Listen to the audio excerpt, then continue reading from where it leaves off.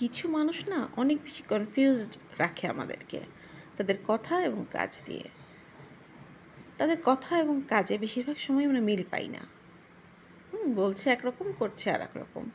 বলছে হয়তো হ্যাঁ, তোমাকে আমার ভালো লাগে, ভালোবাসি। বাট কাজে দেখা যাবে যে না, এখানে ভালোবাসার কোনো ছিটেফোঁটাও নাই। যদি এক্ষেত্রে কনফিউজড থাকেন, অনেকেই আছে যারা কনফিউজ রাখতে পছন্দ করে।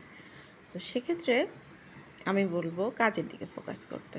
কারণ মিথ্যা কথা কিন্তু বলা যায়। কিন্তু মিথ্যা করে কারো জন্য কিছু করাটা কিন্তু আসলে পসিবল হয় না মানুষের পক্ষে। এরকম সিস্টেম নাই। তো কাজের দিকে যখন আপনি ফোকাস করবেন এবং কথার দিকে আর নোটিস করবেন না, যা বলে বলুক, কাজটা খেয়াল করেন। আপনি কিন্তু বুঝে যাবেন যে মানুষটার আসলে কোনটা সত্যি চেহারা। এটা যখন বুঝে যাবেন আপনি তখন নিশ্চিত হতে পারবেন। এই কনফিউজিং অবস্থা থেকে আপনি উঠে আসতে পারবেন বলে আমি মনে করি। কাজের দিকে ফোকাস করেন। কাজটাই আসল। কথা কিন্তু কিছুই না।